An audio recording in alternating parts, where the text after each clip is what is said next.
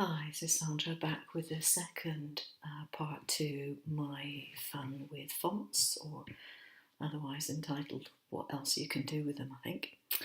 I'm going to show you how to make this happy birthday ring or something very similar. So I'm just going to move this one out of the way over here.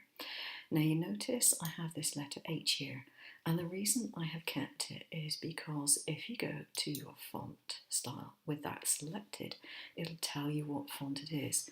So if I've got this saved as a file somewhere, with this, even though that's an object and I can no longer identify the font, I can identify it by just looking at this letter H. So I keep that there. Now I'm going to go to my circle tool first of all. And you notice I have my crosshairs here, or at least my guidelines I should say. I've dragged them down from the top and from the side, put them roughly in the middle. And I want a perfect circle, so I'm going to hold down the Alt key while I draw one. I'm going to make it pretty big. And then I'm going to select it. And I've got my click to guidelines in operation, so that's put it in the center of my guidelines, and I'm just going to use this to move myself over here. Okay, so I've got my circle, but I haven't got my text, and what I want to do is get my text started now. And I don't want this one, I want the same one as I had before, which I think was this one here. And I'm going to go up here and I'm just going to write happy birthday. Check I've got my spelling right, because it's irritating if you decide later on that you've got something wrong. But yeah, that's fine.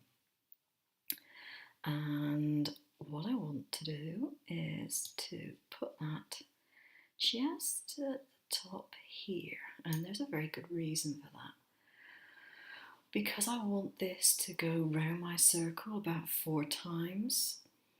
I can see from this I'm going to have to alter the size of my font, or at least the spacing. So if I scroll down here, and I've got it on 72, if I put it on to 48, I select all this, I'll select it first. Helps if I do, and put it to 48. Now that will give me room for spacing.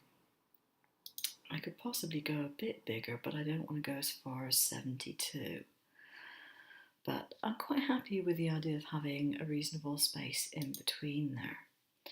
So what I'm going to do is make this, select it, and make that a compound path. And what I want to do is put the centre of rotation, my compound path, right in the centre of the circle. Now when I go to my rotate, my replicate I should say, I can rotate one copy. I can grab that again, do another copy. Now you might think it's not done anything, but it's put it over the top of one that's already existing. So you can just physically move it around like so. I can rotate another copy and it's put it there. So I can move these around and line them up as I wish. Okay, move that one over that way a bit.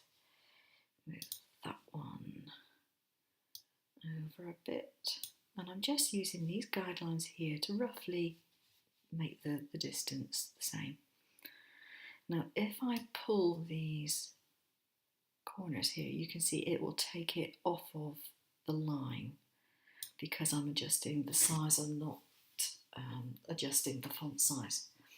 So you want to make sure you get your font size right before you do that. Okay, so I've got mine roughly as I want it.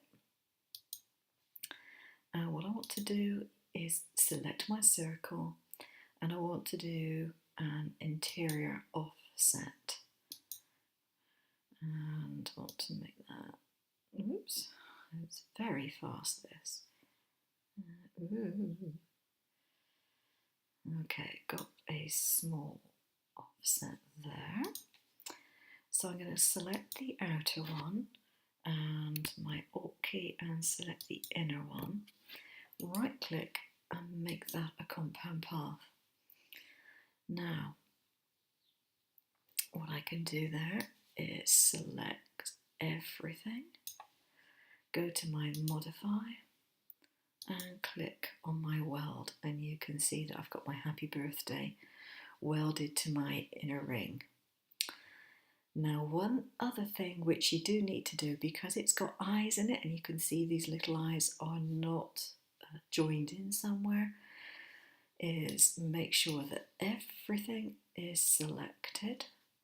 Right click and group, because I don't want those little eyes to go floating off somewhere. And now I can move the entire lot. And I can resize it if I wish to make it bigger or smaller. Okay, so that's how you make a happy birthday ring. Hope you enjoyed that brief video. Thank you for watching. Bye bye.